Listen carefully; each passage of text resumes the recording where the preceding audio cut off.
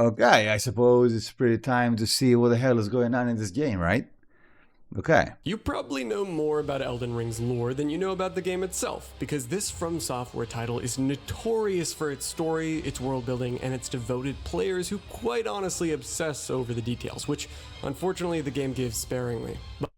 Well, that's also what the Dark Souls fans do, right? They're pretty passionate about the lore and that. I mean, still though, it's pretty confusing to me, all the things that's in there. I know some basic things. I don't know much about it though. But I understand now why people are so invested. Elden Ring is one of the most lore-dense video games I've ever played, and while I was learning all about it, I couldn't help but get completely overwhelmed by how abstract, confusing, vague, and also how brilliant the story can be. That is exactly what I'm saying. It's vague and abstract, and you have no freaking idea what's going on. You know, that's my main issue. I guess some things are explained, right? But many other things are not, and it's confusing, to be honest. That's why in this video we're going to cut the BS. I'm going to explain the entire story of Elden Ring and its new DLC, Shadow of the Erdtree, in as succinct of a video as possible while making it actually understandable through modern day analogy and a breakdown of the evidence we have of the facts of the world, its characters, and its rules, based mostly on item descriptions, dialogue, and trailers, which will give you the context you need to understand the full picture or die in the depths of Reddit trying. So strap on in, grab your runes, your katanas, and your flasks, and let's get right into the full story of Elden Ring. God damn. Alright. This is gonna be interesting for sure. At least figure out what the hell is going on in this freaking game.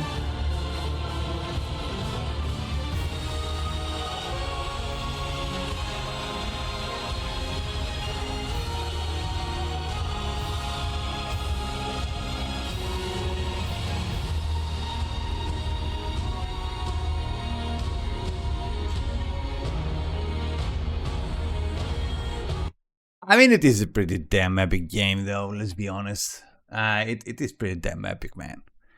Like, kudos. I honestly didn't think I would like it as much as I did, but yeah, it's pretty good. It's pretty good. While this game has tons of vague and confusing lore that is significantly up to interpretation, we're going to focus on what we do know.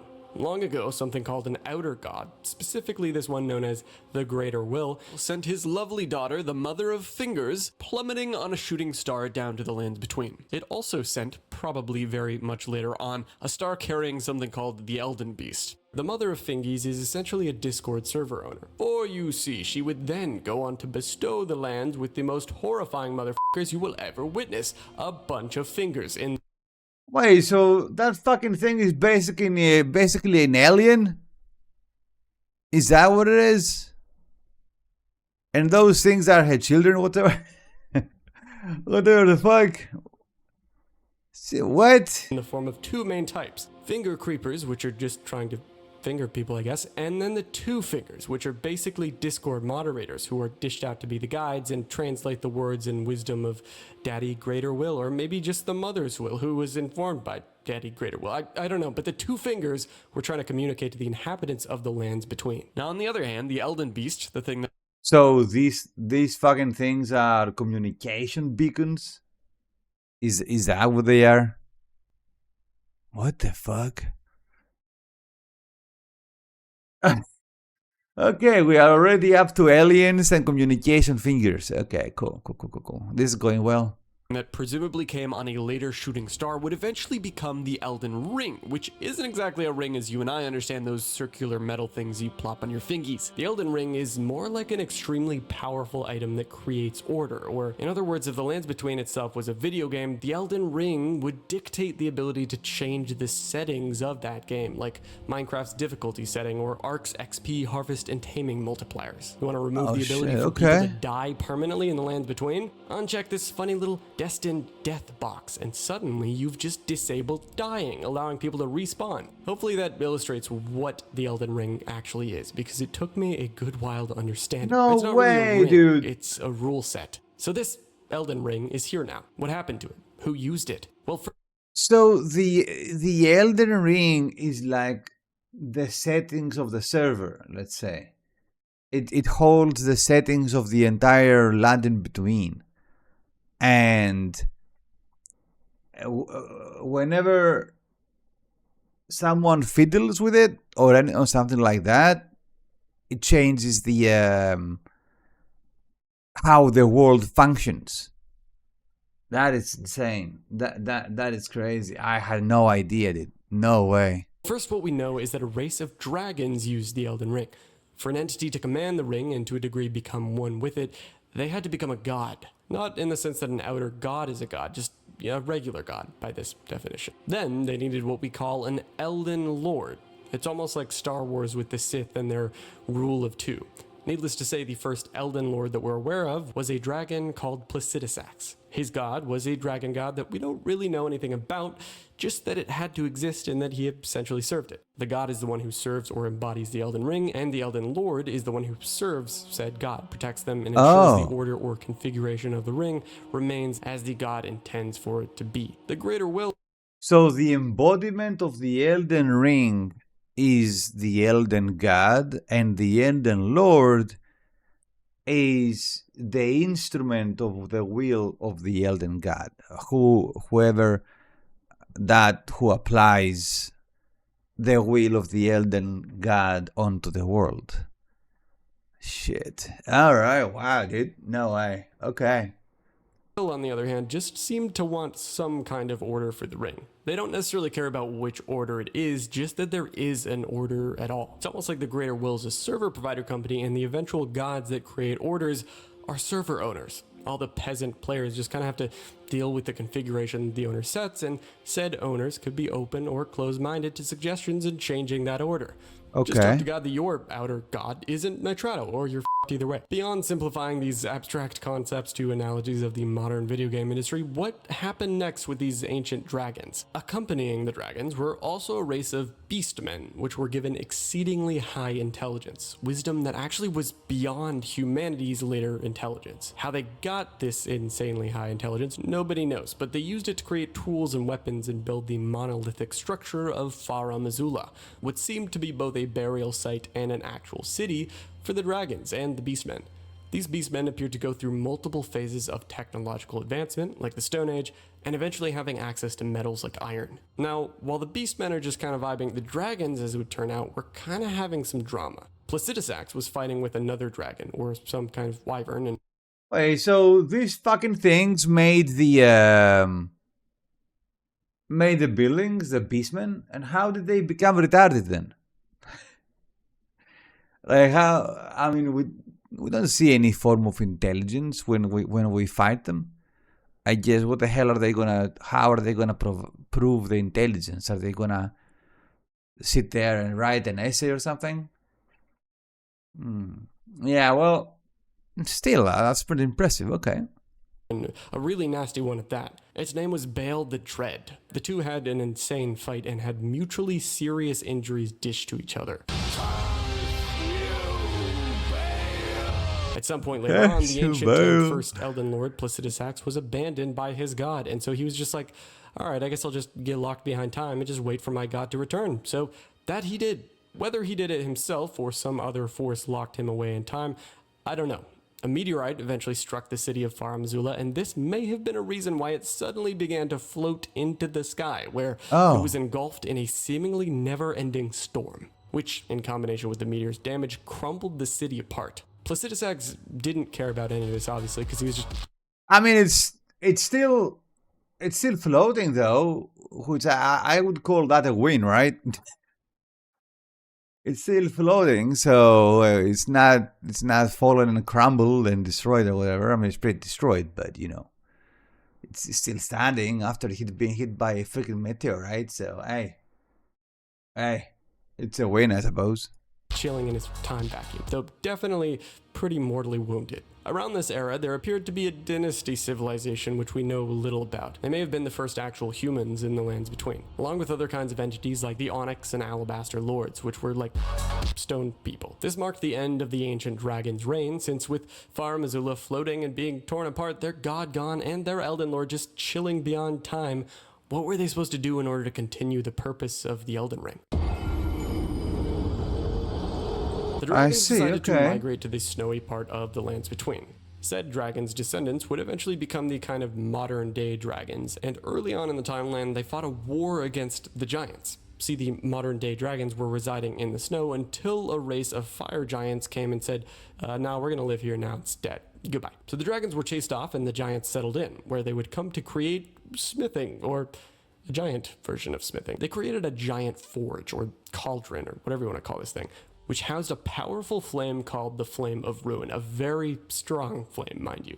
Around this time also, there were human astrologers that had an early society and were effectively just hanging out in the snowy mountains with the giants, seemingly without conflict. On the other hand, the Zamor civilization also developed in the snow, and they hated the fire giants for some reason. Over time, the astrological civilization migrated down from the mountains to what would eventually become the Liurnian region. You might be wondering, by the way, who exactly is the Elden Lord right now, or the god, for that matter, of the Lands Between? We don't have concrete evidence for that. All we know is that these civilizations of largely different humans developed and migrated around the landmass. They may have been in undocumented eras of Elden Ring configurations. But before we get into the Elden Ring configurations, it is pivotal that we talk about the Crucible. This is a term. So basically, this is an era where random things happen. Like, there is no Elden Lord right now. There is no, I guess, I don't know what kind of order you would say there is, but it's kind of abstract right now. There is none of them, right? Okay, so the giants are chilling, the humans are chilling with the giants, and the dragons fucked off to somewhere else because the giants pushed them out, right? Okay, all right. Thrown around throughout the game with a disgusting amount of vagueness suffocating it. What we get hinted at throughout the game, especially in the Shadow of the Erdtree DLC, is that the Crucible is some kind of near incomprehensible essence by which life, divine or not, is able to be created from. Like a creative mode menu in Minecraft, but probably without the actual user interface because, well, this is an abstract fantasy concept. Whatever the Crucible looks or acts like, it seemed to be viewed by different cultures in different ways. For example, one particular culture known as the Hornsent people viewed it as a kind of spiral, and their architecture and accompanying items of worship towards the Crucible are seen as such, spiraling upwards towards the heavens. The Crucible also gave them horns, which they viewed as blessed and confirmed their belief that they were a chosen people. The horns. I don't remember this Crucible at all. Like, where was that? Was that in the DLC or something? Like, I don't remember this Crucible being, fucking hell. Said viewing themselves as a chosen people had some dire consequences for those around them, specifically those who weren't Hornsent. I don't like where this is going. Namely, the shaman people. See, the Hornsent were really into ritualistic sacrificial practices to appease what they thought was the Crucible, and so they actually started to massacre the shaman people since their flesh had a special property to meld harmoniously with others, and was thus good for being turned into a funny substance. They would torture these people, the shaman, and combine them together into big meatballs, and then stuff them into pots. That's what these fucking things are? No way. To become these saints, as they were deemed lower than the Hornsent, and I guess they just wanted any people around them to become higher beings by being inside of pots? So basically the Hornsent were like Nazi Germany, and I think you can figure out the rest of the analogy. By the way, all of this was taking place in what we can easily assume to have been part of the Lands Between at this point. Yes, this information has been confirmed in the Shadow of the Erdtree DLC, which takes place in the Realm of Shadow, but this Realm of Shadow definitely was not always enshrouded in shadow, so it must have been in some way connected to our main landmass, the Lands Between, with some theorizing that it literally occupied the same exact space, being right here in the middle of the other sort of like... Man, that actually blew my mind. So these fucking things, the jars, it's all the shamans they killed and melted inside, and they put them inside fucking jars. Who thinks of that shit? Who comes up with this? Jesus Christ. All right. Well, that's one more reason to kill these fucking things, I suppose. Parts of the land. With that clarified, let's continue. So the Hornsent kept making meatballs out of the shaman people, and they were also working on this divine gateway project to create a god. They seem to be using the shaman people to make the jars, and as well as to make the portal or gateway itself. There's also the Though many of these bodies are Hornsent people, I'm not sure what's up there. Yeah, I was wondering the same. What the fuck is this? Like, are these like stone people turned into stone or just statues? these bodies that are attached to the sort of like spiraling castle structure, which is what the Divine Gateway rests on top of. We actually see this thing in game as basically being constructed with loads of bodies attached like effigies. This portal was presumably going to be used to make their Empyrean, their chosen candidate for godhood, a god. Her name was Grandam. Eventually, throughout all of the atrocities these Hornsent people were committing, at some point one of the peasant shaman people named Marika had enough. We don't know when, but Marika one day managed to make contact with the Mother of Fingers, Matir. Oh, America was a shaman? What the fuck? Oh shit, really? So America was one of the shaman. Oh, that's why she lived in that little village over there. A little flowery village and whatnot. It is theorized that Marika was able to contact Matir because of one of these hollowed ruins that can be found right next to the actual shaman village that Marika came from. Multiple NPCs say that the one who rings the bell has their fate guided by the stars, or that they'll be cradled by the Exalted Mother. So presumably Marika rang the bell, met the Exalted Mother, Matir, and was then chosen as an Empyrean herself. Again, a candidate, but seemingly by this separate divine entity. On the other hand, whether the Fingers chose the other Empyrean, Grandam, or the Crucible and the Hornsent did, it's not really clear. Matir having chosen Marika was separate to anything to do with the Crucible and the Hornsent, but acted as a parallel to what they were doing. Marika then being chosen was set on her path to godhood, and here's where things get pretty fuzzy. Marika took note of everything here, right? The sacrifices, the Crucible, the whole let's create a god with this divine gateway shit. And I guess she was like, you know what, why don't I become the god and create a version of the Crucible that is different from this one and doesn't involve sacrificing my people? So basically she did that somehow. We see that in the story trailer for the Shadow of the Erd Tree. Marika is walking up steps of corpses and makes it to this divine gateway we've been talking about after she pulls out some golden strands out of this fleshy hole of a corpse or something, and then from there, gold arose. She got to this point by seducing and betraying her way to the top. I have no idea how. I don't think anyone really knows how, but let's go with it. Also, it's important to clarify that as an Empyrean, Marika may have been given her shadow around this time, which was basically a companion to aid her in her potential ascent. Bro, what the fuck is going on? What is going on even? Yo, Bobby, what's going on, man? Hello, my dude. Oh my god, man.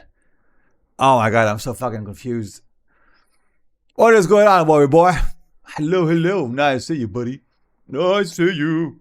Didn't even know there is an intro. I did not know either. I've never seen this. I've literally never seen that intro in my life, dude. To be honest. So yeah, no, yeah, it's all this is new to me, to be honest. But I mean, this is pretty insane though. Like, I'm having difficulties following the explanation of the of the lore. I'm at work. My colleague is on lunch break. Oh, you're at work right now. Yeah, it's early, right?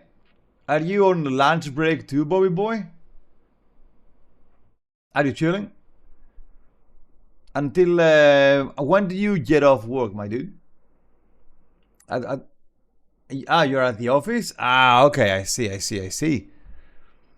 How is the day going? When are you getting off work, Bobby? 2.5 hours? Okay, not too bad. But I mean, this video is gonna last like an hour, so hey, that's 1 hour off. You're gonna be there before you know it, right? You're gonna be there before you know it, buddy. Yeah. Don't worry, my dude. Let's actually figure out. Are you okay? Are you chilling a little bit right now? Can you follow the lore video? Cause there is some crazy shit in there. Let me tell you. There is some nuts stuff in there. Yeah, there are so many things that they're different from what I thought it would be.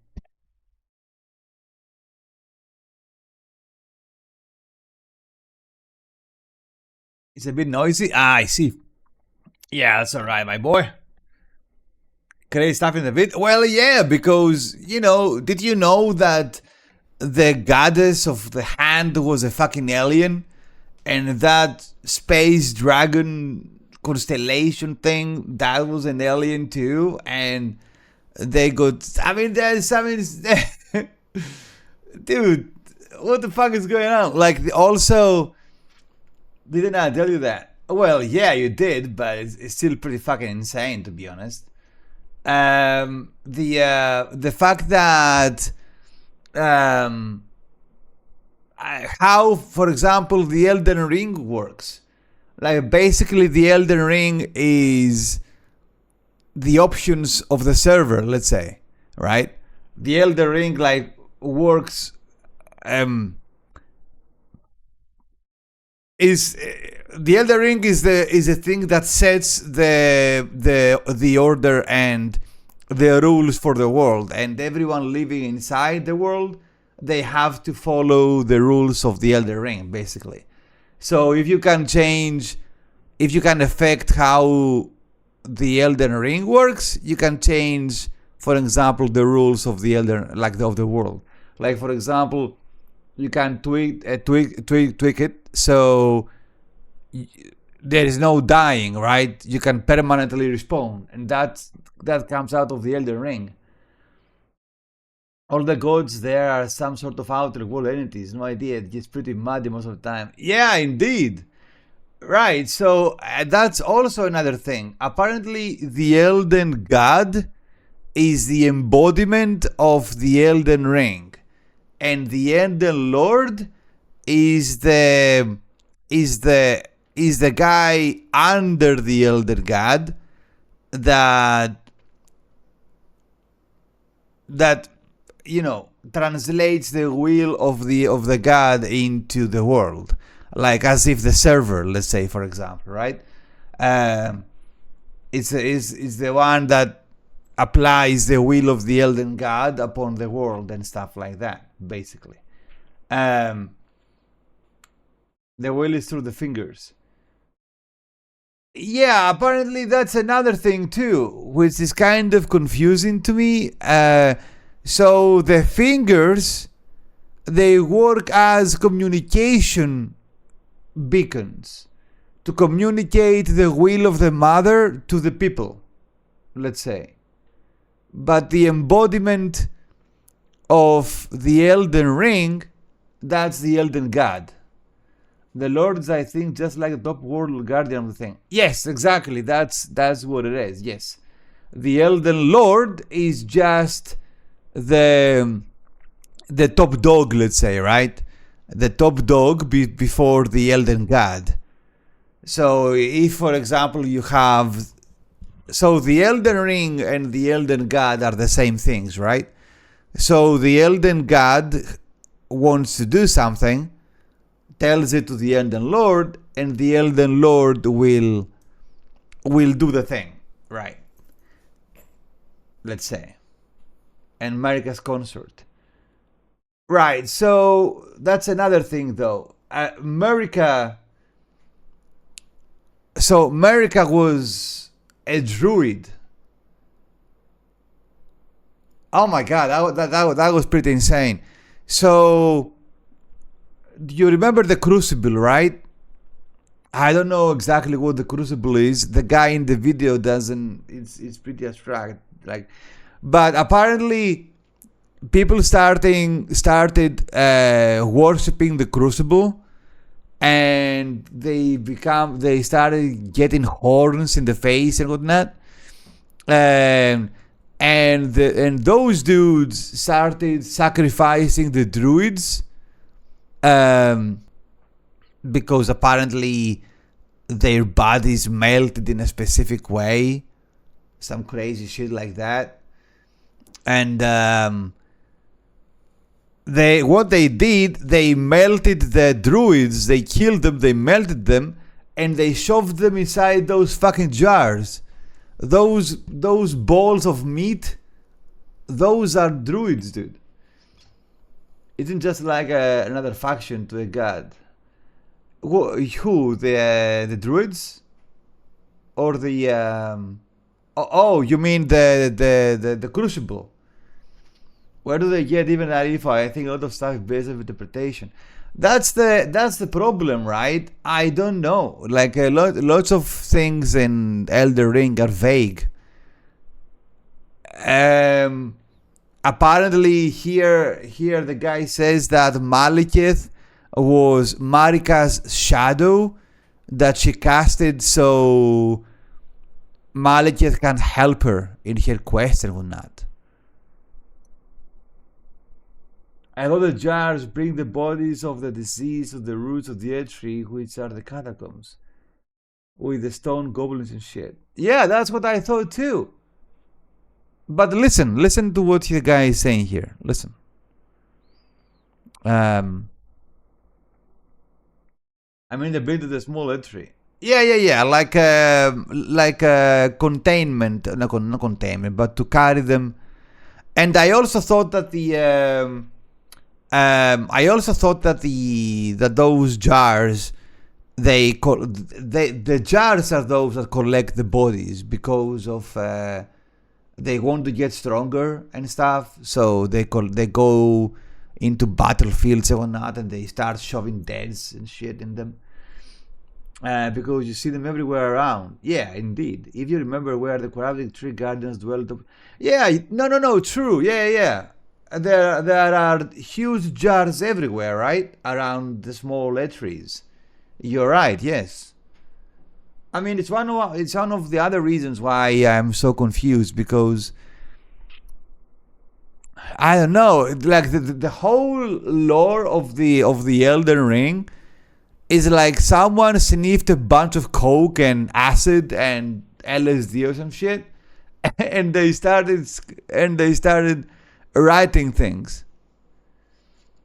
Like I don't know, man. This seems kind of fucked. Most likely. I know, right? That's what I'm saying. It's so fucking vague. In her case, it was this wolf guy named Malekith, which will come in later on. Anyway, after this gold arose and Marika did her weird ritual thing with the gateway, this seemed to create a fundamental landmass changing consequence for the lands between. We can assume there was at this point beginnings of something called the Erd Tree, and something we refer to as the shadow of the Erd Tree called the Scatter Tree. Was the Scatter Tree created alongside the Erd Tree? Could the Scatter Tree just be the Crucible? So many questions, so few answers. So the Erd Tree begins, and gold has risen. Oh yeah, and Marika's now a god. Focusing on the lands between, let's talk about a pivotal moment around when she became a god, which was that a city named Landale was founded and built around the now existing, albeit perhaps young, Erd Tree. With Marika acting as the ruler or god and, representing order, this was now the age of the Erd Tree conquest in the lands between. People weren't just going to accept the Erd Tree without good reason, so Marika was about to make them understand. Oh, okay. As for the question, I'm still obsessed over what happened those few months ago. Work is uneventful. My colleague is still in the office to help. I see. You're obsessed over the thingy. Over the thingy magicy. Well, it's kind of understandable. Like, things like that don't go away from one day to another. There's some idea for something work-related in the capital I trained, but then we will see. Supercritical Dad's idea. Really? Dad's idea, huh? Hey, maybe Dad is up to something, though. Maybe Dad is up to something. And I mean, how do you see it, though? Have you given it any thought? Any thoughts about this, like positives and negatives and whatnot? Or like where do you stand on the thought? Let's say. It always is, and for an intelligent guy, his ideas are way in the clouds. Really? Oh, so you think that it's not his idea is not realistic? You think? You think it's not very realistic? Very theoretical, more info to be had end month, I think. Well, that's another thing you can do though, right? You can gather some info. You can see how you can. I mean, do you like that idea at all though? Like, a friend of his wants to sell a store. Oh, so his idea was for you to buy the store, small one for meats, dairy products, and wines. Oh, I see. Okay, like what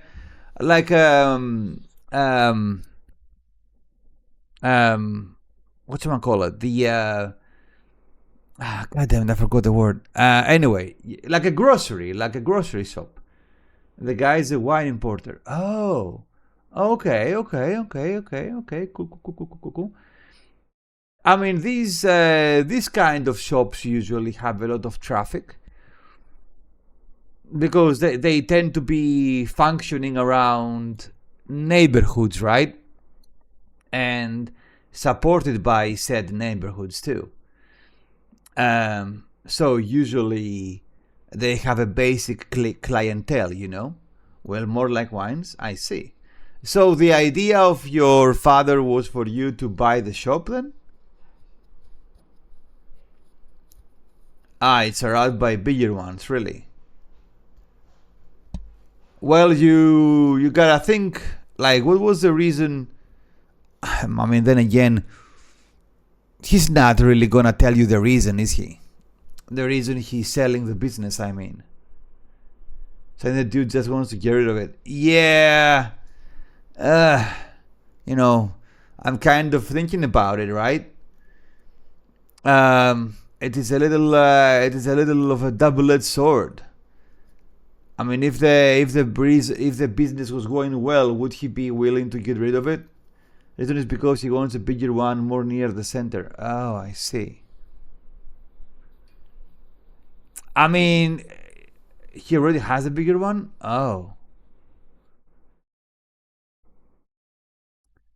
I mean, fuck. It would be a good idea if it was possible to find the papers of the past year to see how the shop did, but information like that is not gonna be available. There's also a tiny spot to drink at the place for a few friends. The other one is way bigger. I mean, there is indeed a chance that the guy just wants to expand, right? And he doesn't need that small shop anymore. Basically, he can't put off of his assortment. Yeah, I see. Yeah, I mean, it's not necessarily, but my trust people is -10. Yeah, I get that. I understand that. And that's gonna be a big investment from your side too. Like if you went forward with something like that, then that would be a pretty big investment, right? So it's not like something you can take on lightly, let's say. But tell me, so how well does your father know this guy?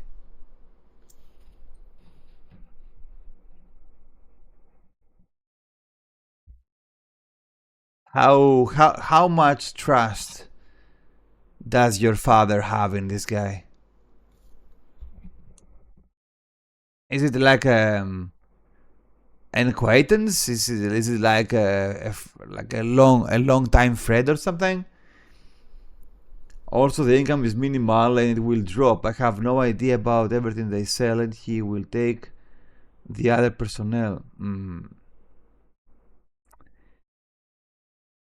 More like an acquaintance.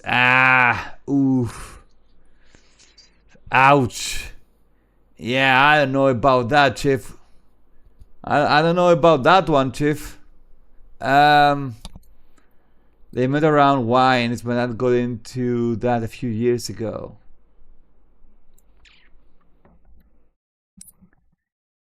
Ah, fucking hell.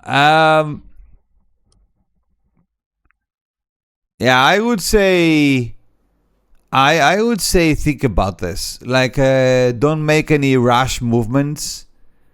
He always changed his dress in a few years. Long before he was a Tai Chi. Tai Chi?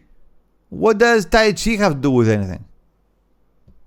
Isn't that like a vague concept, like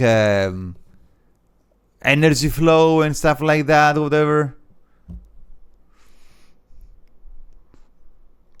So he went to train Tai Chi, got a meniscus torn. Oh, oh, I see. Okay, I see. Damn, meniscus torn. That sucks. Yeah, but I don't know though. Like, it would be pretty cool to. It could end up being a good move, but it can also end up being a very bad move, you know? There is also a big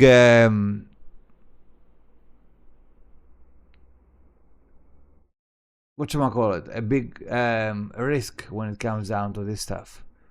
Especially when you don't know the guy very well. They're going to do wines and shit. They met with friends who asked math for blind test. Oh, I see.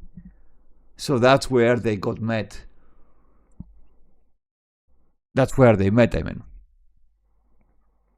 I see. I would say gather some info first, my boy.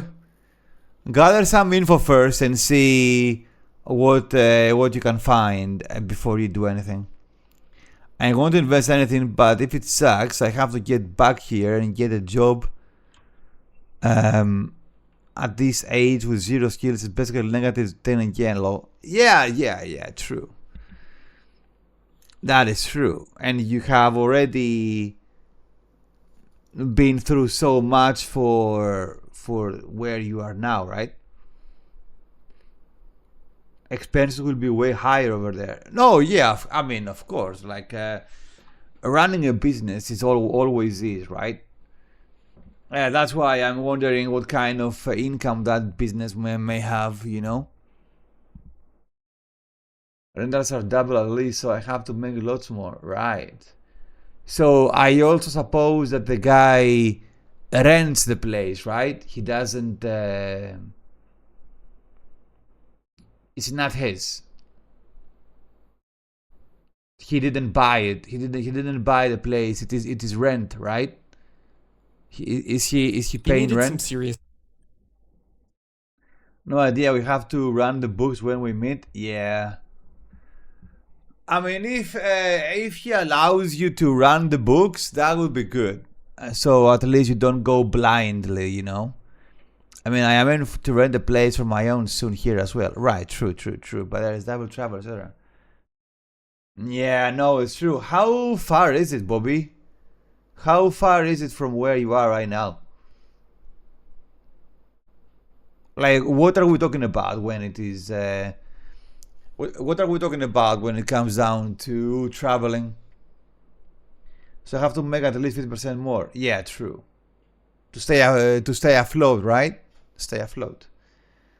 220 kilometers? Holy shit! That is wow. That is far, man. Traveling around town here, everything is closed on foot. God damn, dude. I mean, that's unsustainable though. Like, how often will you be able to be there? You will have to move there. But like, you cannot be traveling 200 kilometers every now and then. First of all, you're gonna spend so much money in traveling costs, right? And second of all, it's pretty much that's unsustainable, my boy.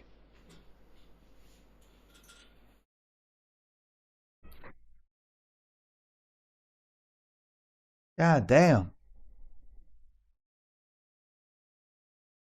Um, it's a big thing though.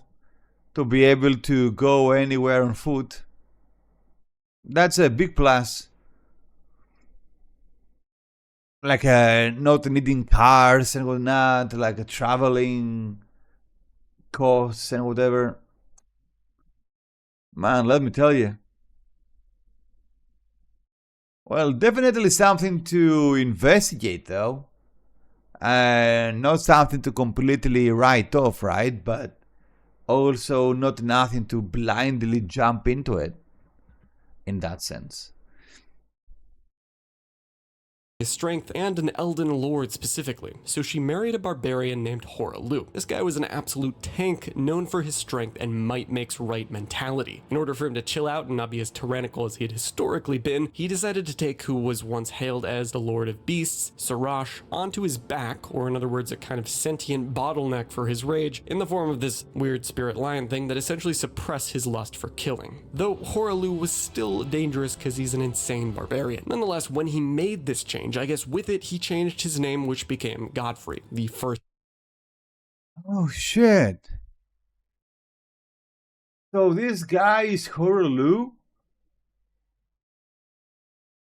Godfrey is a guy, and the lion withheld his bloodlust. Which, as you should remember, doesn't actually make him the first Elden Lord, need we forget, plus itchy sacks. Godfrey was determined to scour over the land, ensuring that all knew how important and powerful the Erdtree was. We know that in his conquest he found the Stormlord, which was known as the Stormhawk King, and was super powerful for its epic wind attack, which we really only hear about. A shame, really, because I would have loved to see that thing during its prime, instead of being forced to settle with its presumed descendants, these horrible monstrosities that have knives attached to their feet and try to throw fucking barrels at you like they're playing Donkey Kong. I know, I hate these fucking things, man. Holy. Like in my first playthrough, those things were horrible. Horrible, I tell you. So these things are the descendants of that bird, Elden Lord. Damn. You fucking kidding me? After Godfrey claimed the land that the Stormhawk was seemingly guarding, this was where he had the castle of Stormvale built, which has a big ol' statue of Godfrey in it to honor the Lord. There was also Castle Morn down south, which Godfrey took over himself and I guess massacred a bunch of people in the process. There's a sword of all the swords of the fallen people that you can actually find there, which seemingly was forged because someone was very, very angry at Godfrey and wanted to avenge their fallen comrades. One of the other threats, though, to America's order, and a big one at that, was the army of fire giants. They were still around, and they didn't really appreciate the whole Erdtree just sprouting out of nowhere and those who worshipped and conquested for it to be prancing around the place acting like they were now the rightful owners of the entire lands between. The fire giants themselves had that insanely powerful flame crucible thing as well, a perfectly useful weapon for burning a giant golden tree, so America and her armies were definitely a bit paranoid. Godfrey led a huge war against them, and naturally, the fire giants fought back. In this war, Queen America was able to bring many allies to her side, including the trolls, descendants of the giants, which were just like, yeah, we like the Erdtree, so we're gonna fight for it now. America pretend letter low. Oh my god, this game though, it's insane. As well as the Knights of Zamor, those people I briefly mentioned earlier that really hated the fire giants, and the fire monks, which were a coalition of people that used an incantation to protect Godfrey's army from the flame of the giants. There was apparently some kind of god called the Fell God, which existed. Wait, so these guys protect Godfrey from the flame of the giant? I thought it was the other way around. I thought that these guys were working with the fire giants. Well, the fire and whatnot. Inside the giants after Queen America herself fought said Fell God, but we don't really know much about its significance beyond that. After the armies of the Erdtree wiped out the fire giants with all kinds of methods, including impaling them with thorny stakes that went through their bodies, like, bro, what the hell? Only one fire giant remained, and he was just like, F you guys. And since America couldn't act. Oh, so that's the last fire giant that remains? That is literally the last one? Bruh. Actually stop the insanely powerful flame that existed inside the crucible slash forge slash fire cup pod device thing. She cursed the dude with the eternal babysitting of it. The giants were dealt with, and that made America mildly satisfied, but not fully, I guess, judging by what happens later.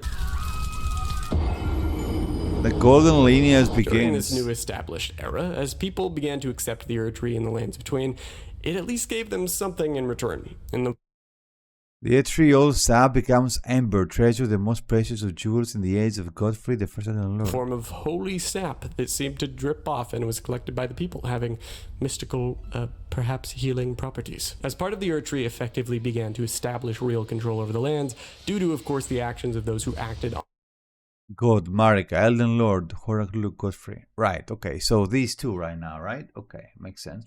Okay, I'm following. on it, like the Queen Marika and her Elden Lord Godfrey. This control would be ever strengthened by the children of the pair. Godfrey and Marika seemed to have about 3 kin around the same time. These consisted of Moog and Morgott, who were known as Omen twins, which meant that they were kind of cursed with these horrible horns all over them and were banished to live in the sewers. This was going to have dire consequences, but I guess they just hated omens because they were reminiscent of the Crucible era. Regardless, Marika and Godfrey had another child named Godwyn at some point as well, which was kind of their star angel child. Godwyn the Golden was his title, and he helped to further establish control by this now. The head up how to turn off the sound later? Yeah, I guess so, Bobby. Take care at work, man. See you later, my dude. Have fun, buddy. I'll see you. Take care at work, lad. See you later, my dude. Golden lineage that he was a part of.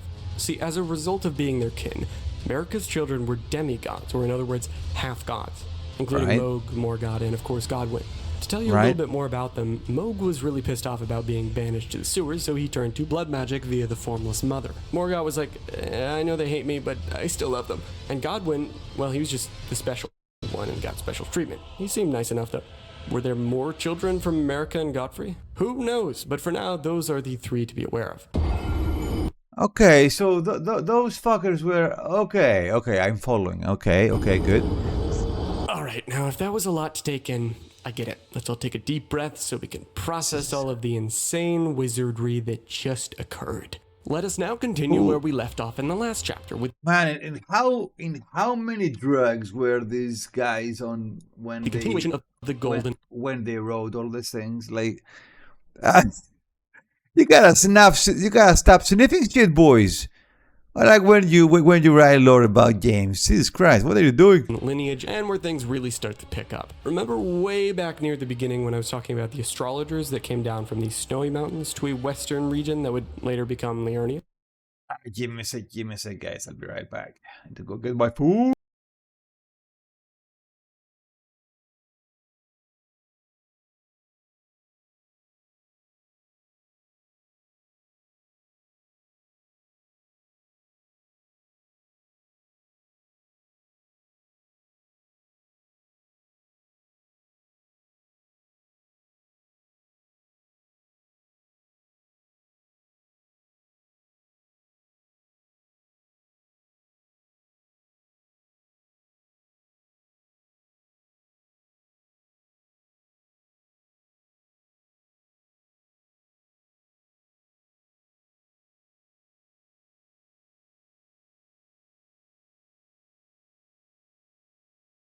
All right. Heads up. Let's do this. Okay. Well, those people had progressed quite a lot since I last talked about them.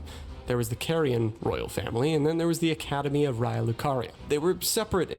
The astrologer people, right? Okay. So this the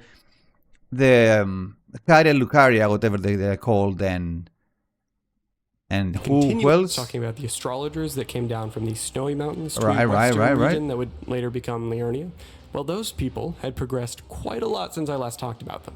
There was the Carian royal family, and then there was the Academy of Raya Lucaria. They were separate initially, but one of the Carian royals, a woman named Renala, brought the 2 factions together. She just had, like, ultimate riz. Renala was seemingly a princess, along with her younger sister, Rolana. Each of them had some kind of... Oh! That's your younger sister. Oh, okay. magical moon, meaning that there were moon twins.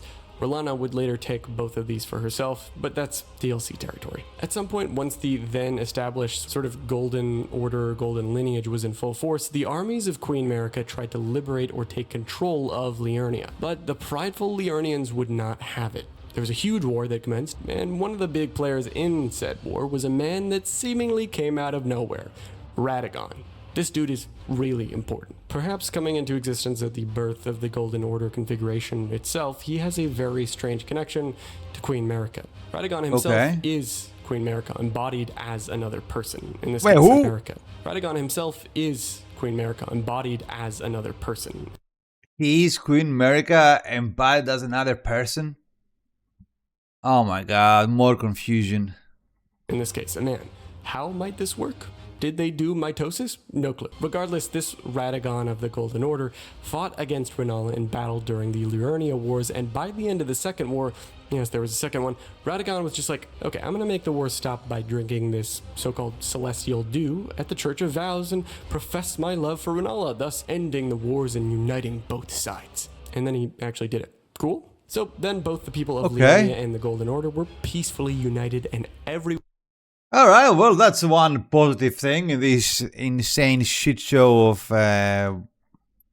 celestial thingamajiggy. I don't know, man. It's pretty insane, though. Everyone lived happily ever after. Oh, wait, this is a FromSoft game. So Radagon and R'hllana smashed. They had 3 kids, Radahn, Ranni, and Rykard. Wait, seriously? That's who these guys are?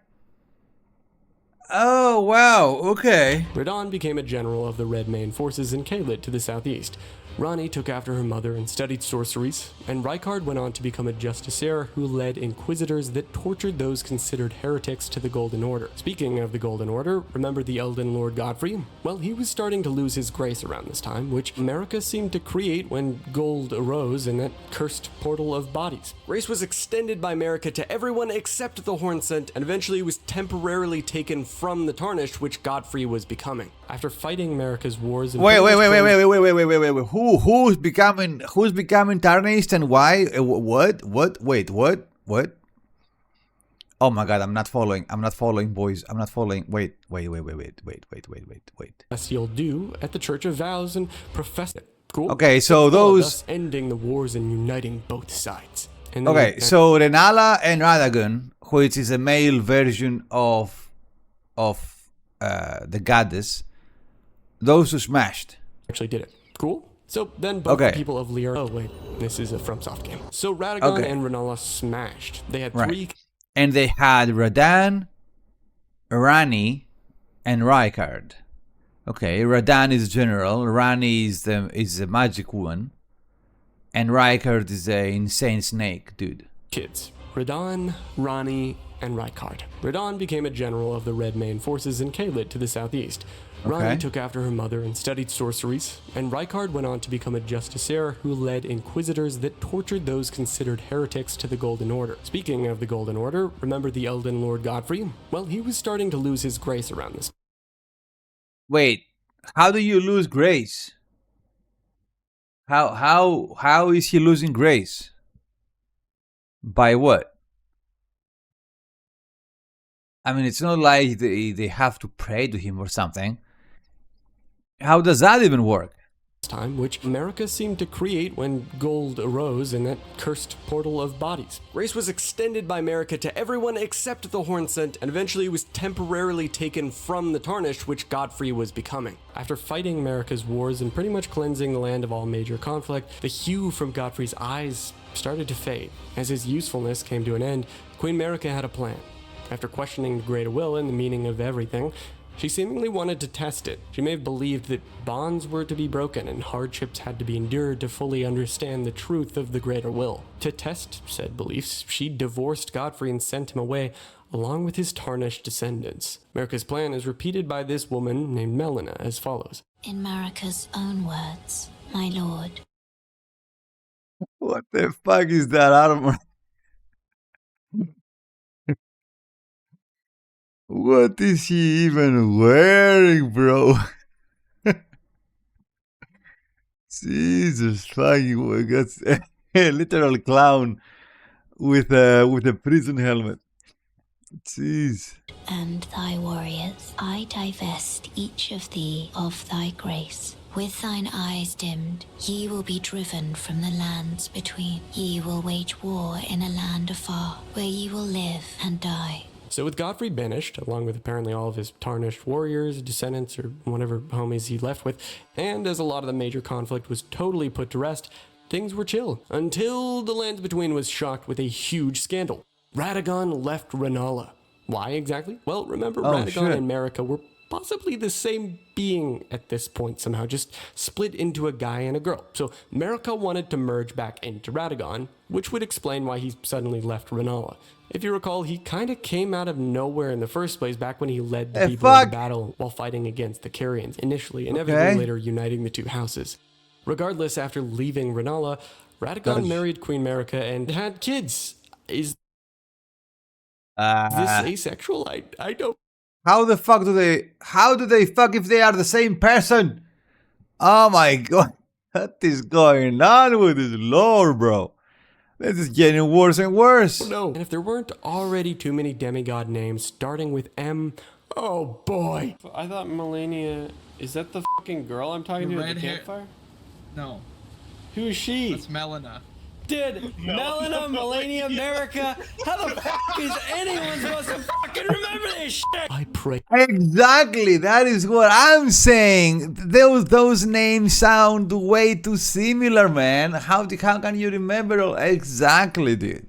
This guy knows. This is what I'm saying. To the outer gods, so you don't have half as hard of a time as I did trying to desperately remember the names of these characters early on in my journey as a wee little tarnished. Marika and Radagon's new kids, a set of twins, were kind of weird. Miquella was cursed with eternal squeaker syndrome. He looked like a kid for life and wanted to help his sister. Said sister, Melania, was cursed with scarlet rot inside of her and cared very much about protecting Miquella.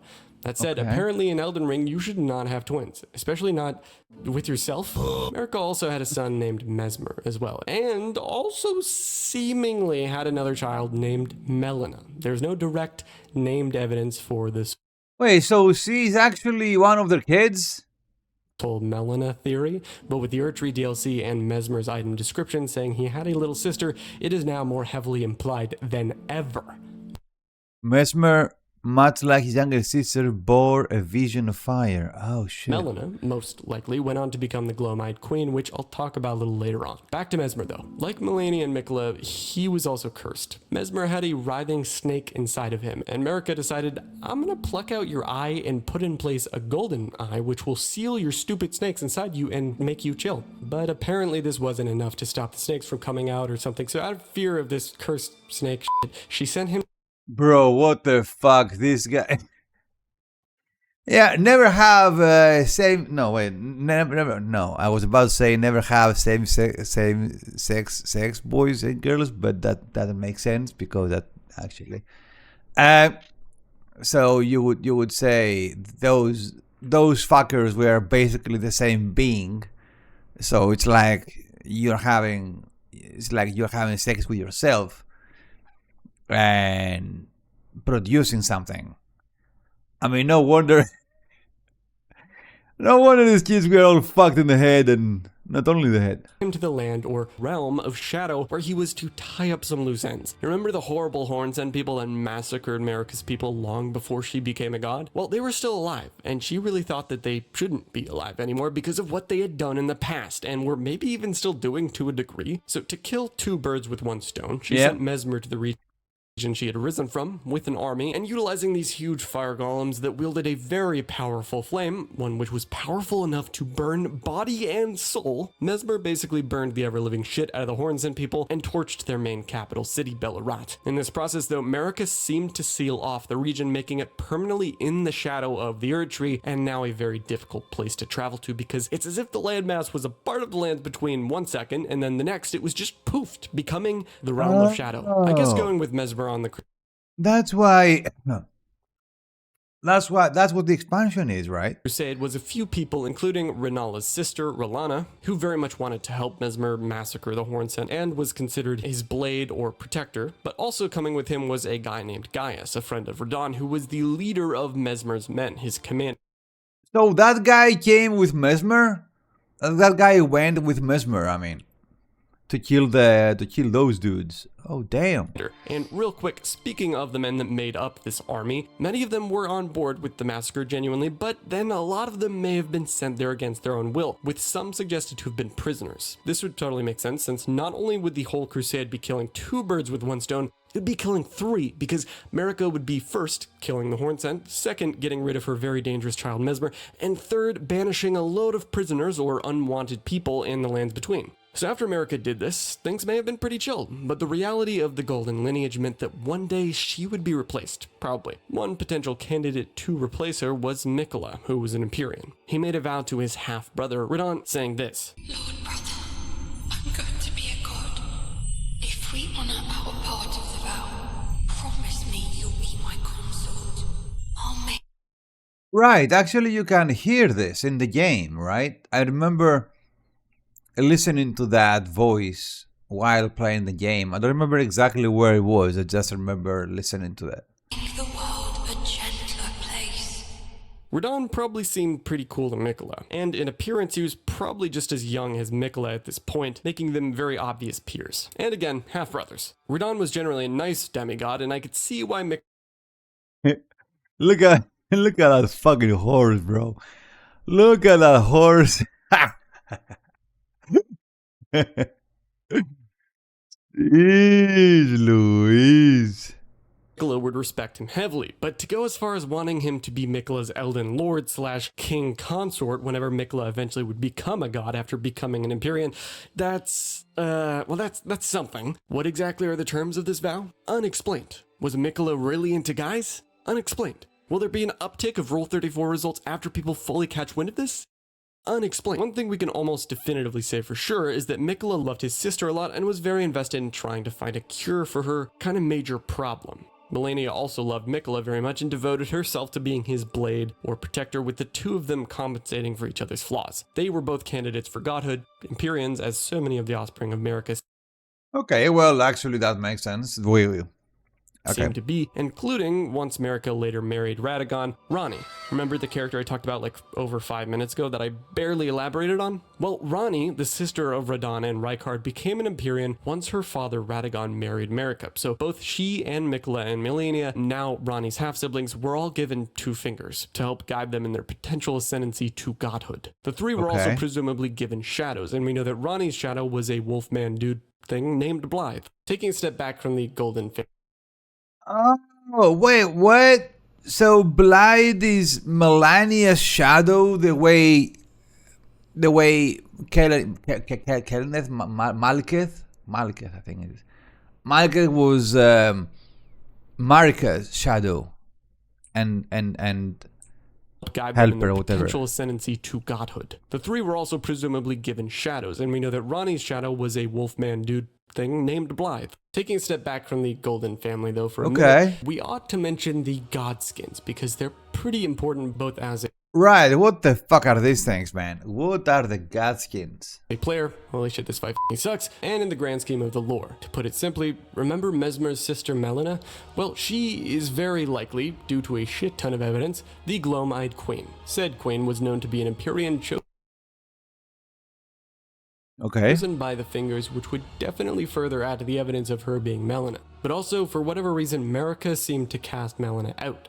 I guess she was cursed too. So if she was kicked out of the royal family and she also was the Gloam-Eyed Queen, then she was later responsible for some pretty crazy stuff. See, the queen made these things called Godskin Apostles, followers that were made from weird artificial means, and they wanted nothing more than to slay gods, wielding the power of destined death. They primarily used a black flame incantation in combat, which, due to the destined death imbued in it, was able to slay gods. Who they slayed? I'm not sure. We may or may not have the actual names of these gods that they apparently slayed and may or may not have made clothes out of, but they're pretty menacing nonetheless. I mean, just look at this midsummer looking ass village later on. Like, what the fuck is this? With the Godskins being a threat. Yeah, that's what we've been saying during the stream. when we've been watching that fucking village. That was such an eerie moment, man. Watching those crazy bitches dance and laugh like that. To the golden lineage, Marika sent her shadow Malekith to destroy Malekith. There you go. Yes, that's the guy. them. Malekith fought and killed the Gloam-Eyed Queen, or if Malekith, to destroy them. Malekith fought and killed the Gloam-Eyed Queen. So she sent Malekith to kill the Godskins. Or if Melina is in fact the same person, burned her but didn't kill her entirely, because somehow in the way future when you're actually playing the game, Melina is a spirit ghost lady thing that follows you around and talks to you. Anyway, to further prevent anyone from wielding Destined Death to kill any more gods, Marika sealed away the Destined Death rune itself, which was previously part of the Elden Ring configuration, with Malekith to guard it, sealing the rune in his sword. With the Destined Death rune then removed from the ring, this essentially created an entirely new configuration or Wait. She sealed the rune in his sword, in Malekith's sword then. And what about, what is that talisman? It follows you around and talks to you. Anyway, to further prevent anyone from wielding Destined Death to kill any more gods, Marika sealed away the Destined Death rune itself, which was previously part of the Elden Ring configuration, with Malekith to guard it, sealing the rune in his sword. With the Destined Death rune then removed from the ring, this essentially created an entirely new configuration or order of its own, which may have been Marika and the Finger's goal all along, what we refer to as the Golden Order. Was this Golden Order going to last long? Maybe, or maybe if you're Ranni, you really don't want to become a god and despise the fact that you're an Empyrean and decide, hey, I'm going to kill my half-brother and do this insane satanic ritual to ensure that I don't have to remain beholden to this stupid god crap. So remember Godwyn, Marika and Godfrey's son? Well, he was just doing shit, being a pretty cool guy, before these Black Knife assassins who were hired by Ranni to go and steal a shard of Malekith's sword came and shanked Godwyn with this Destined Death-infused shard, carving a piece of this death symbol circle into him, while Ranni, on the other hand, also had that symbol carved into her, which caused an insane magic reaction that can only be described as needlessly complicated. Godwyn seemed to lose his soul, while his body was still a vessel for a soul, which is apparently really bad when combined with the whole Destined Death thing. And then Ranni, on the other hand, kept her soul but lost the tether to her human flesh, at which point she put her soul into a doll's body. Godwyn's body, on the other hand, was discovered and mourned by the Golden family, being buried at the... Bruh. That is actually insane, dude. That is, what the fuck am I looking at? Jesus Christ, dude. What are they smoking? Roots of an ancient great tree underground. Unfortunately, while Ranni's body is just hanging out on top of a tower still, Godwyn's body became an eldritch horror because of the circumstances of his death and spread an entirely new thing called Deathroot all around the lands between. Following the tragic death and spreading of her son, Marika was distraught. Also, the people of the lands between were like, yo, demigods can die? And a lot of chaos broke out. There was a decent amount of fighting. Demigods like Miquella outright abandoned the Golden Order fundamentals. Bro, wait. I need to understand this better. Wait. So, okay. So here, the rune is sealed, okay, and inside the sword of Malekith. The rune in his sword. Obviously part of the Elden Ring configuration, with Malekith to guard it, sealing the rune in his sword. With the Destined Death rune... Okay, so the rune is sealed away, so now gods cannot die. Okay. And then removed from the ring, this essentially created an entirely new configuration or order of its own for the Elden Ring. May have been Marika and the Finger's goal all along, what we refer to as the Golden Order. Was this Golden Order going to last long? Maybe, or maybe if you're Ranni, you really don't want to become a god and despise the fact that you're an Empyrean and decide, hey, I'm going to kill my half-brother and do this insane satanic ritual to ensure that I don't have to remain beholden to this stupid god crap. So Ranni did the ritual because she didn't want to become a god and stuff. So remember Godwyn, Marika and Godfrey's son? Well, he was just doing shit, being a pretty cool guy, before these Black Knife assassins who were hired by Ranni to go and... Yeah, okay, so the Black Knight assassins were... Yo, Flippy! Hey, man. Thanks for that. Nice to see you, buddy. How are you doing, dude? Hello, hello, hello. I'm just watching an Elden Ring video. I have no fucking idea what's going on, man. This is so confusing. It's insane. So the Rani hired the Black Knight assassins to go kill Godwin. Steal a shard of Malekith's sword, came and shanked Godwin with this destined death-infused shard, carving a piece of this death symbol circle into him, while Rani, on the other hand, also had that symbol carved into her, which caused an insane magic reaction that can only be described as needlessly complicated. Godwin seemed to lose his soul, while his body was still a vessel for a soul, which is apparently really bad when combined with the whole destined death thing. And then Rani, on the other hand, kept her soul but lost the tether to her human flesh, at which point she put her soul into a doll's body. Oh, that's why she's inside the fucking doll, because she lost her human body, dude. The fuck? Godwin's body, on the other hand, was discovered and mourned by the Golden family, being buried at the roots of an ancient great tree underground. Unfortunately, while Rani's body is just hanging out on top of a tower still, Godwin's body became an eldritch horror because of the circumstances of his death and spread an entirely new thing called Deathroot all around. That was Godwin's body, dude? No way. On the lands between. Following the tragic death and spreading of her son, Marika was distraught. Also, the people of the lands between were like, yo, demigods can die? And a lot of chaos broke out. There was a decent amount of fighting. Demigods like Miquella outright abandoned the Golden Order fundamentalism, which was basically him going, nah, I never cared about this shit anyways, I prefer more overt incest. And everything else was just getting to a breaking point before Marika decided, hey, I'm gonna literally shatter the Elden Ring. Which she then proceeded to do. Okay. To recap this insane... Okay. Why though? Like, what? Why would she? Did she want to retype the laws or something? In a very long chapter, Marika shrouded what seemed to be part of the previous Lands Between in shadow, the shadow of the Erdtree. Some people stayed in the Land of Shadow, some people stayed in what we know as the proper Lands Between. Yes, we know that. Yes. She did that when Mesmer went down and eradicated those horny people. No, I mean those horn people. Not the horny people. Why the fuck would you eradicate the horny people? I mean, they're having fun, I suppose, and not doing anything to you, right? Alright, let's see here. The demigods mostly all just seemed to be trying to chill out and get by, while Miquella was doing some really weird shit, making vows to do some incest stuff with Radahn, which may or may not have been consensual, while Mesmer was sent off to massacre the Hornsent people, which probably had it coming considering what they did to Marika's people back in the day. Then Godwin was assassinated, Rani became a doll, and Marika shattered the Elden Ring, marking the end of an era and the beginning of a new one. The Shattering. Oh, so that's what the shattering is. When Miguel actually shattered the fucking ring.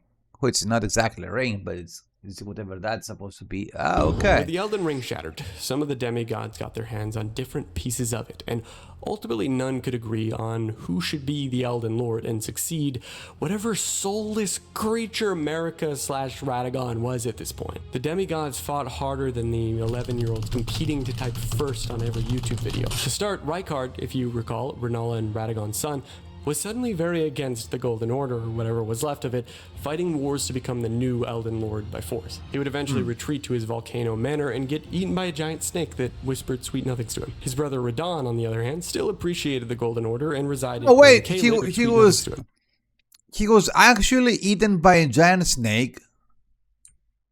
He would eventually retreat to his volcano manor and get eaten by a giant snake that whispered sweet nothings to him. His brother Radahn, on the other hand, still appreciated the Golden Order and resided in Caelid, which was experiencing its own issues with scarlet rot outbreaks. His sister Rani, now a literal doll, was just chilling in a tower with an ultimate plan to follow through on her fate, which was apparently to remove all control from the gods and allow the stars to determine things, and with her connection to the Astrological Society being Rennala's daughter, that kind of makes sense. But what about the other demigods? Well, early in the Shattering War, one of Godfrey's old descendants, Godfroy the Grafted, actually tried his hand at attacking Lindau, because he wanted to be Elden Lord, I guess, but he failed miserably and was imprisoned. And then his son, Godric the Grafted, ran like a coward, eventually making it over to Stormvale castle, which he kind of took over. But while Godric is a meaningless character that nobody likes, Miquella and Melania, during this period of the Shattering era, were doing some stuff to prepare for when the vow Miquella made way back when would eventually bear fruit. See, Miquella saw what happened to Godwyn, with his body having just been spread through the lands between and being capable of manifesting as more than just a body. Miquella also seemed to know at this point a funny, quirky little fact about the Realm of Shadow, which was that to actually enter now, like to go to the place yourself, you had to absolve yourself of your flesh, somehow basically doing what Ranni and Godwyn seemed to do in their own ways. So Miquella came up with an idea, or a way to get to the Realm of Shadow, because of how important it was to his overall plan, to become a god and to have Radahn be his consort. He first created something called the Halig Tree by taking an Erd Tree sapling, watering it with his own blood, and growing it into a gigantic, sprawling Eden of empathy, or so you'd think. This Halig Tree was actually a place for people to sort of... So that's what this fucking tree is. It's a sampling from the tree that was grown by his own blood. God damn. chill out and escape from being hunted or chased down by the Golden Order, for example. Now, what the hell are these things anyway? Marshmallow people? This was a pretty popular place for the Albanurics, which were like these sort of artificial GMO creatures, kind of like the Godskin Apostles we talked about earlier. Miquella's sister, Melania, also hung out here at the Halig Tree, where Miquella worked on methods to try and cure her scarlet rot with things like unalloyed gold, which helped to treat the disease to a degree. Miquella eventually had enough dilly-dallying around trying to save Melania and decided, hey, it's time we do that thing I made the vow for like a long time ago, and Melania was just like, sure. Miquella cocooned himself in the Halig Tree, which rid himself of his body, maybe, sort of, while making it have some Who cocooned? For like a long time ago, and Melania was just like, sure. Miquella cocooned himself in the Halig Tree, Miquella. which rid himself of his body, maybe, sort of, while making it have some usefulness to the tree and the people there, but while also detaching his soul to be able to get to the Shadow Realm. And around this time, he also sent Melania to attack and fight Radahn, I guess to the death over in Caelid. Scarlet Rot was pretty bad over there, and Melania was like, hey, so I'm gonna get you. And Radahn was like, nuh-uh, you're disabled. And Melania was like, I'm gonna stab us both now.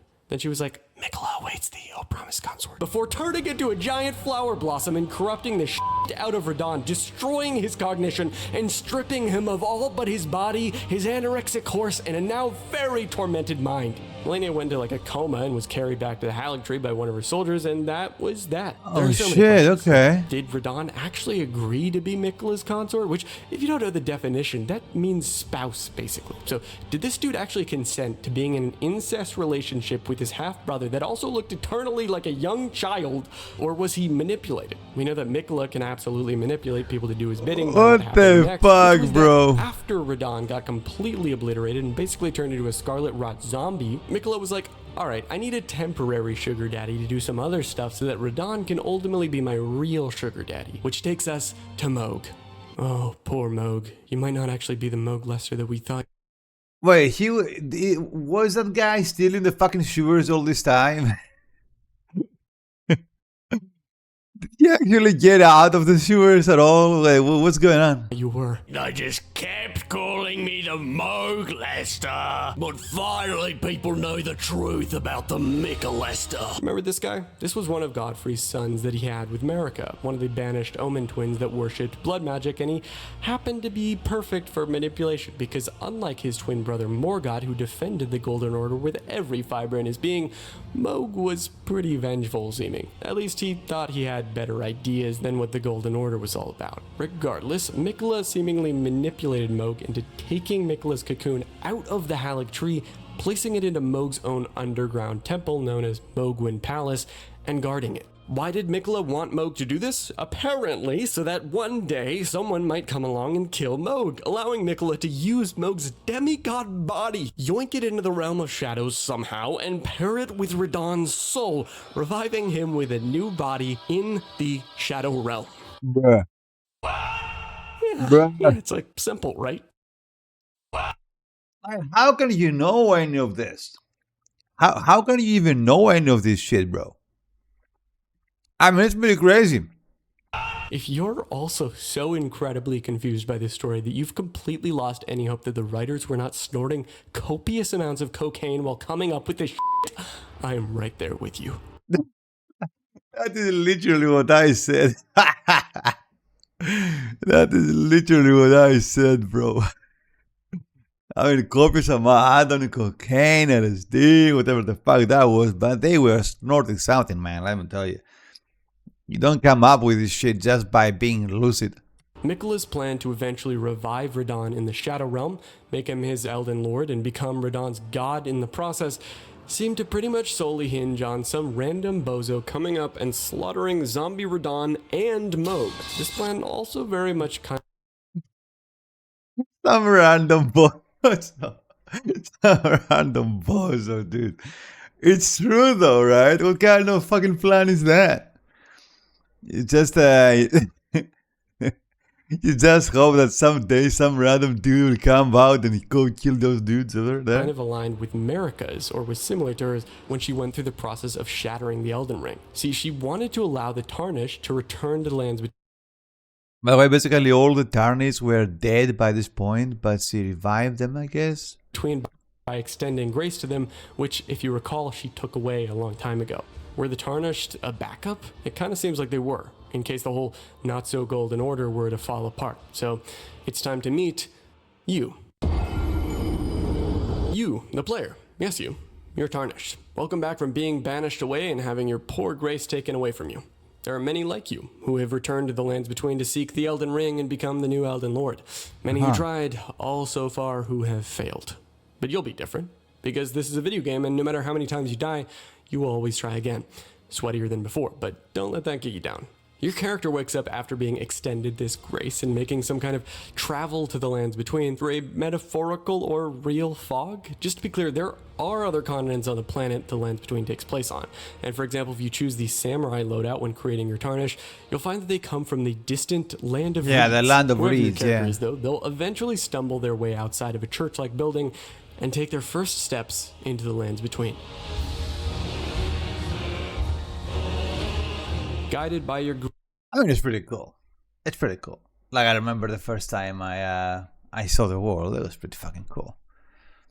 Like, it's pretty impressive, you know? grace, you learn the layout of this place, meeting its inhabitants, a now shattered, lost, and broken people. You fight monsters, all kinds of creatures of strange origin, yet many of them give clues to the lost, rich, ancient history left behind. Eventually you fight bosses and start to make your presence known in this land, all the while being guided by Melina, the strange, confused spirit that seems to be left behind from the Glow-Eyed Queen. So it's basically, she's basically the one that was shooed away. Like, she was banished, whatever the fact. It's the one of the children, right? After slaying dragons, shard bearers, and even demigods, at some point you have a choice to make. Go straight to where Marika and Radagon are conjoined, locked away in the Erd Tree, or pursue and hunt down Radahn, the brain-rotted demigod, and eventually Moog, who at the time you understand to be a kidnapper. Your choice of pursuing the main quest or Miquella's is split depending on whether you want to engage with the DLC.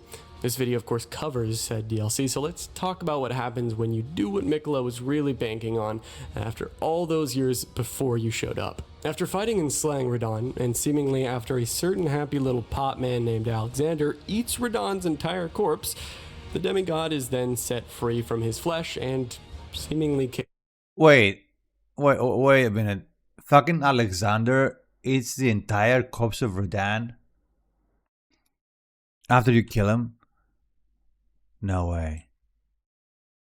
and seemingly after he I guess I didn't notice where Alexander was chilling at after we met him after the fight. I mean, I met him after the fight. I just don't remember where exactly he was standing at. certain happy little pot man named Alexander eats Radahn's entire corpse, the demigod is then set free from his flesh and seemingly capable of existing in the realm of shadow. All I know is that you have to kill Radahn. Afterwards, you find Moog, fight him in his palace, and ultimately slay him. This is the point where one of Miquella's followers, Leda, tells you to go and touch Miquella's hand, to be transported to the realm of shadow. Miquella yoinks Moog's corpse to go there himself, and this is where the DLC begins. So now you're here, in the realm of shadow, in the shadow of the Erd Tree. If you're anything like me, you're really confused about what this place is, where it is, how any of this works. But nonetheless, let's carry on. Before you got here, Miquella actually got here first, even though you're responsible for letting him come here, I guess? So he must have done some stuff like really fast, just straight up like any % speedrun the DLC. He abandoned his flesh, of his old or his new body in the Shadow Realm, but not just his flesh. See, he abandoned parts of his mind, it seemed, including another individual entirely that was actually a part of Mikla. See, much like how Marika had another person inside her, that being Radagon, which she could split off and reform into seemingly at will, Mikla also had another component, that being a girl named Saint Trina. We don't know much about Saint Trina other than That's who Saint Trina is. Another part of Migla.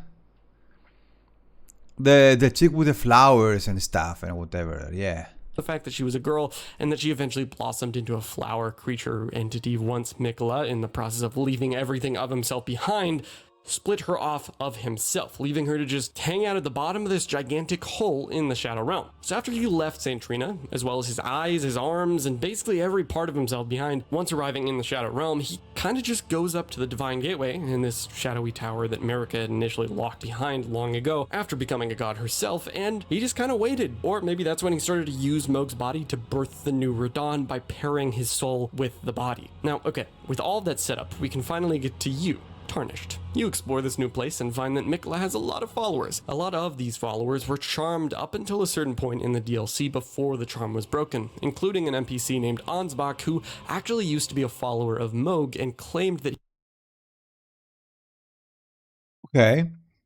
Okay. That one we figured out later on, though, about how these guys are end up being mind controlled, right?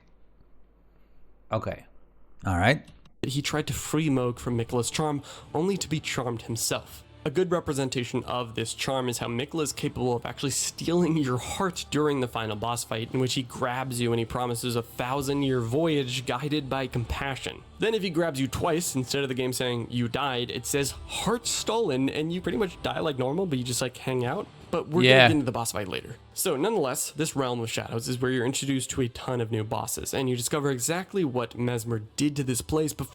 Yeah, fuck that thing, dude. God damn. Before it was enshrouded in shadow with all this genocide and everything. Except, wait, Mesmer is still being a fire terrorist. Seems like he's really clinging on to his trauma from when Marika locked him in the Shadow Realm, because he seemingly still depends on the idea of her, albeit horrible, motherhood for emotional support, like in one of his cutscenes.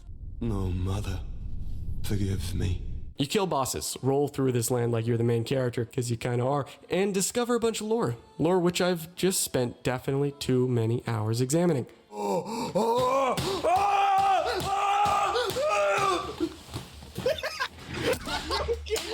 Once you absolutely obliterate the local population, burn this shadow seal crap with the kindling you stole from Mesmer's corpse, and make your way through this castle found above the tortured city of Bellerat, you finally come face to face with the final boss of the DLC, young Radahn, which is using Mohg's body. He doesn't speak, he just tries to mercilessly kill you as fast as humanly possible.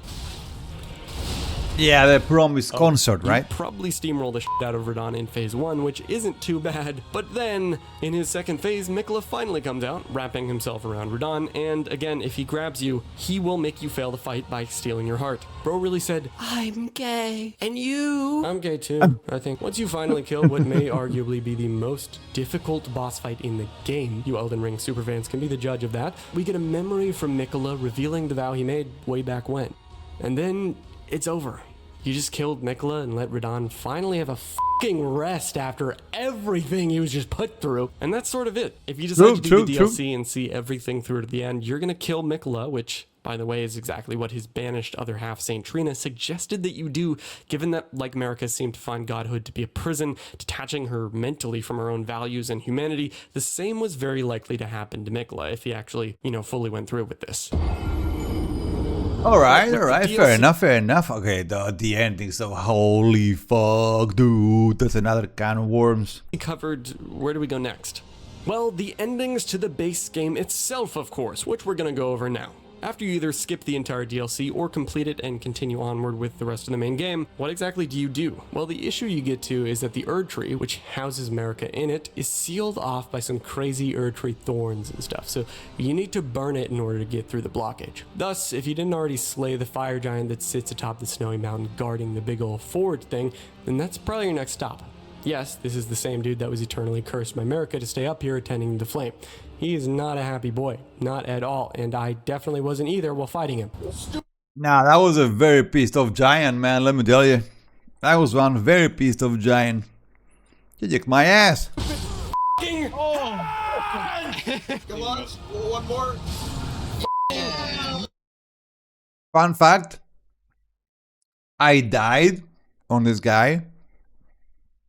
And it was either some dot or the mimic actually landing the last hit. And I got the remembrance of this dude right the moment I died. That was insane. That has happened once more, I think, in the game. Once more or twice more, max though. Anyway, that was crazy. I think there is a clip in the channel somewhere too. Suck my nuts in your mouth! Swallow! Swallow, Neil! Swallow! After killing the fire giant, Melina pops up and she's like, okay, so now I'm gonna light the whole last tree on fire and die, I guess.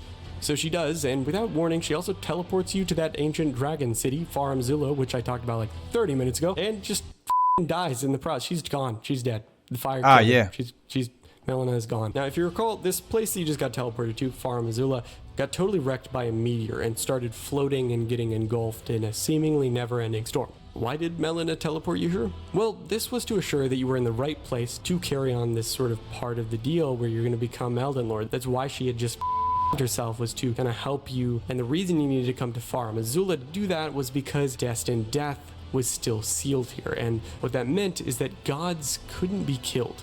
Rewinding a bit back to when Godwyn was killed, Malekith, the furry guy which was responsible for not allowing anyone to get their hands on even a shard of his sword, which had destined death sealed in it, he kind of failed at his job. So he was like, I'm really angry and I'm going to seal this sword literally inside of me, which he did way back when. So you explore Farum Azula and eventually find Malekith, who, after pretending to be a really unnaturally acrobatic sausage man in some oddly concealed robes, tears them all off when his health bar reaches half. Yeah, I actually forgot that Malekith was a rob guy, the guy eating death and shit. Yeah, I actually forgot. It's actually him. Okay, cool. Way, and then proceeds to probably fucking obliterate you. Thank you, Ned. Dude, I Suck at this bar! whatever you meant. Actually, that wasn't too bad, I remember. Actually, yeah, no, not too bad. That was quite easy of a boss, to be honest. Then, yes, I was extremely overfarmed, so... It was kind of dumb, to be honest. To kill him, though, the rune of destined death is then, I guess, just unsealed, and the gods can now be killed. Yippee! You head back to the Erd Tree, and after doing everything your tarnished mind may desire, you head inside for the final showdown. So you gotta fight Radagon, which is also America. You can see the Elden Ring, like, literally. Right, so is you fight Radagon, right? So it's Radagon or America, though. Like, who is it? Is it both at the same time right now? What's going on? Really embedded inside of them. It's pretty cool. Once you slay Radagon, the cosmic being known as the Elden Beast, which, if we rewind, was the literal embodiment of order and thus the Elden Ring, just kind of slithers out of the void, and you know the drill. Once you kill the space alien, right? The alien thingy-magic. Yeah, I remember this thing. Elden Beast, you're presented with some different endings, depending on a variety of choices you made along the way.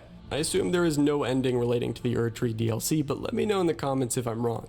Starting with the shittiest ending of them all, the Frenzied Flame ending. Well, I have no idea what ending that was, because I only had one ending. I didn't complete any dialogue. I actually, my first run was complete shit when it comes down to questing and stuff like that, so I only had the main, whatchamacallit, the main ending, yes.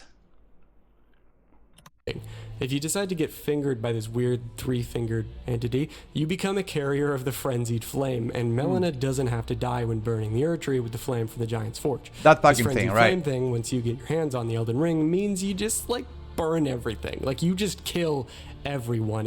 It's all going, it's gone. Except Melina's still alive, and she's gonna hunt you down for all of eternity. And now do you see why the whole Glowmite Queen theory is very plausible? The next worst ending is the Age of Order, which... So basically, if you become if you take the frenzy flame, you basically kill everything. Okay, sounds cool. Which is where you just not kind of restore what the Golden Order was doing, and if you choose that one, that's kind of boring. The next ending Yeah, well, that's what I want to do this run, dude. The second run, like, seems like the most plausible one. Like, bring restore order to the wall or some shit. You know, I mean, it's not extremely exciting, but then again, what are you gonna do? Burn everyone down, dude? You could choose is the Age of Despair, which requires going through a whole quest line with this guy named the Dung Eater, who just, like, okay, I don't think he actually eats dung. He just wants to spread a really bad virus around and make everyone have, like, warts and suffer and stuff. I guess it's not. Yeah, fuck that. Fuck that. I'm not doing that ending, dude. The yeah, nah. Why would you do this? The default ending. Exactly, that's what I said. Why would you do that shit? I actually chopped him down where he was standing, dude. On the other hand, while not being horrible, isn't particularly satisfying to me. America is still a god, presumably, so you're her. Wait, who? Isn't it? Why would you do this? The default ending, on the other hand, while not being horrible, isn't particularly satisfying to me. America is still a god, presumably, so you're her Elden Lord, but is she really, like, anything, like, alive anymore?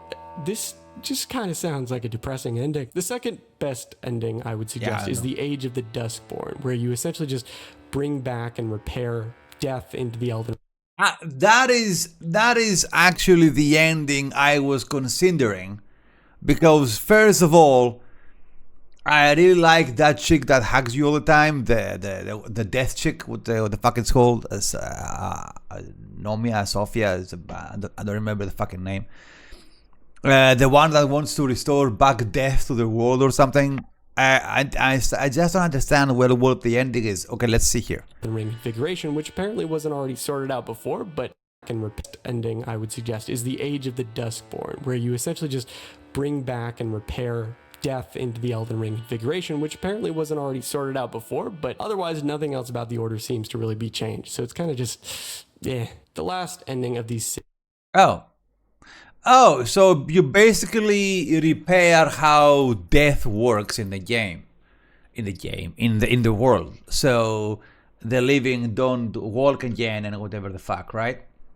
So that's basically okay. I mean, it's not bad. At least it's not a shitty ending, you know. 6, and easily the best in my opinion is the Age of Stars. This one, which you can only get by completing Ronnie's quest, allows you to, number 1, no longer be maidenless, an absolute win in my books, and number 2, remove gods and all this crazy shit from the lands between, allowing people to rely on the stars for guidance, whatever that totally entails.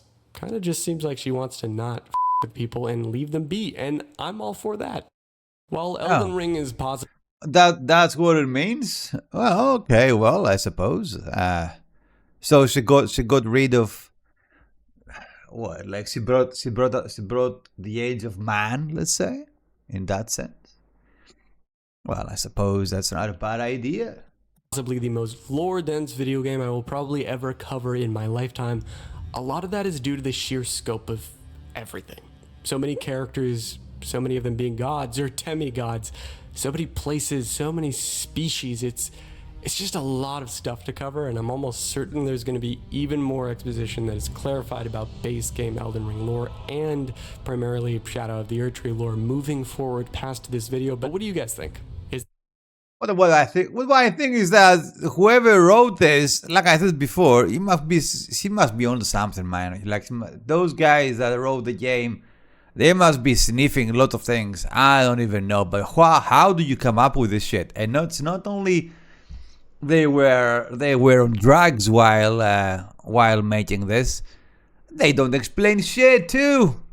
Like they don't. You just need to read item descriptions and whatever videos they made, that whatever the fuck, I don't even know, but it's so fucking vague and open for interpretation. Well, I guess that's what they were going for, but still though, you can't really understand what the fuck is going on here. Is the lore way too vague still, and did the DLC also just give you even more questions about Elden Ring's story than you had before?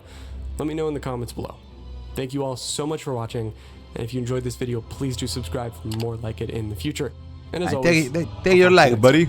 That was a nice video. God damn. Alright, well there it is. Well,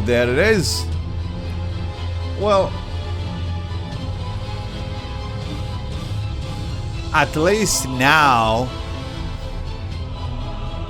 like got a vague idea about what it is, what, and what the hell is going on, who's what, and also, did they really have to name so many people names starting with M? Was that really necessary? Yeah, damn, as if the game wasn't confusing enough. Let's just make 5-6 of the main characters in the game and name them starting with the name M, with the letter M. So that's a good idea. Marika, Malikev, me, I don't even know. So many of these facts. But alright though, well, good job, buddy. Good job. That was a good video. At least we got a slight idea of what's what, I suppose. And there it is. And there it is, ladies and gentlemen.